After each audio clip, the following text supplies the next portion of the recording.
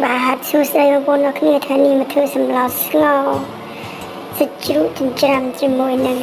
ស្អំហើយនឹងទឹកចំបើបងប្អូនតោះទៅមើលពីរបៀប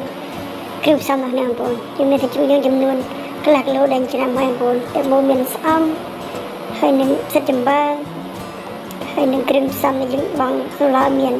ដុំទឹកភ្នោ2ដុំខ្ទឹមសហើយនឹងស្លឹកក្រូចបងប្អូនហើយនឹងស្លឹកខ្ទឹមបងប្អូនយើងកាត់ហើយបងប្អូនតែមួយយើងទៅមើលពីរបៀបស្លរបស់ខ្ញុំបងឃើញថាទឹកយើងពុះហើយបងប្អូនតែមួយយើងដាក់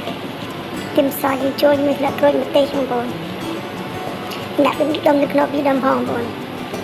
តែមួយយើងវៃគ្រឿងចូលមកយើងមានអំបិលសចំនួនកន្លះស្លាបព្រាបាយម្សៅខ្នុរហើយស្ករបន្តិចម្រេចតែមកហើយនឹងទឹកត្រីបងប្អូនតែគេដាក់វាឈ្ងុយបងប្អូនដូចត្រីយ៉ាងនេះ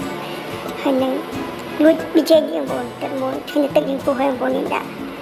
សាច់ជ្រូកយើងដែលយើងច្រាំហើយបងប្អូនដាក់ចូលមកបងប្អូន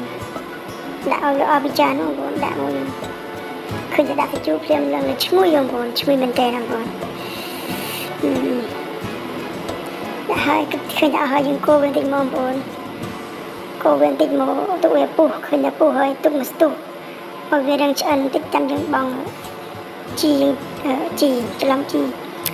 នេះសាច់ចំបើជាមួយនឹងស្អំបងប្អូននេះឃើញថាឆ្អិនតែយើងបងប្លែងជួបបងប្អូននេះកូរបន្តិចមកដាក់ស្អំនឹងសាច់ព្រាមឃើញថាអូឈ្ងុយមែនទេបងប្អូនឈ្ងុយមែន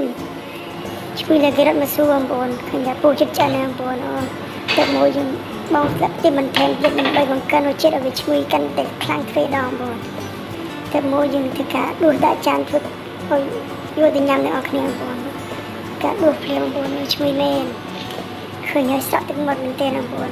មានតែប៉ុណ្្នឹងបងប្អូនអរគុណសម្រាប់ការទស្សនាវីដេអូរបស់ខ្ញុំសូមអរគុណបងប្អូនអរគ្នាបាយ